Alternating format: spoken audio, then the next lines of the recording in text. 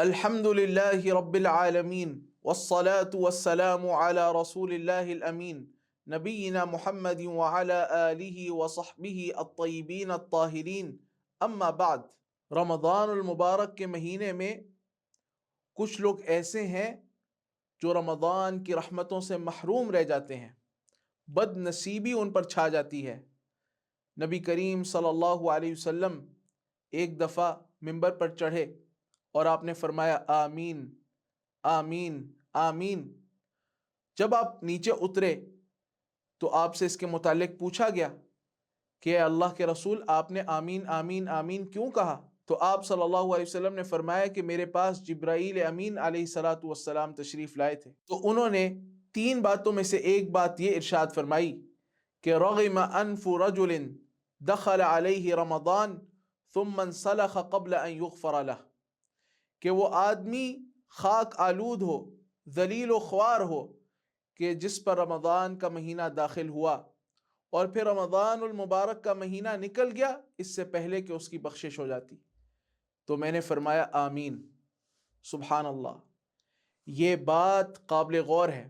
ہم اس کو عموماً بس کانوں سے گزار لیتے ہیں لیکن اس میں غور و فکر نہیں کرتے کہ رمضان ایک ایسا مہینہ ہے کہ جس میں کم از کم اتنی محنت کرنا، اتنی کوشش کرنا کہ آپ کو اللہ سبحانہ و تعالیٰ کی مغفرت حاصل ہو جائے، یہ ہر ایک پر لازم ہے، واجب ہے۔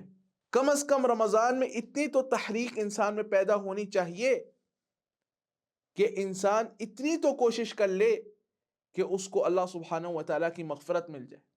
اور یہ سہل ہے، آسان ہے، میسر ہے۔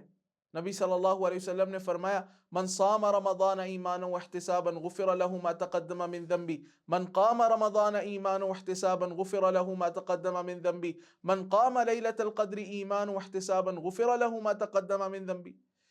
جس نے رمضان کے روزے رکھے، راتوں میں قیام کیا، لیلۃ القدر میں قیام کیا، اللہ سبحانہ و تعالی اس کے پچھلے گناہوں کو معاف کر دیتا ہے۔ ایسے انسان کو تین مرتبہ یہ بشارت ملی ہے کہ اللہ تعالیٰ نے اس کے پچھلے سارے گناہوں کو معاف کر دیا ہے۔ تو کم از کم اتنی سعی کرنا، اتنی محنت کرنا، اتنی کوشش کرنا کہ اللہ تعالیٰ کی مغفرت مل جائے، یہ ضروری ہے۔ اور اللہ تعالیٰ اس کو توفیق دیتا ہے جو توفیق مانگتا ہے۔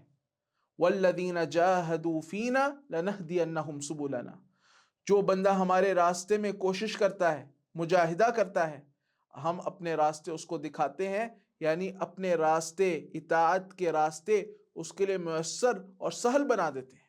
اللہ سبحانہ و تعالی ہمیں اس مبارک موسم سے استفادے کی توفیق دے دے اور ان لوگوں میں سے مت بنائے جو اس رمضان کے بابرکت اور رحمت والے موسم کے آنے کے باوجود بھی محروم رہ جائے۔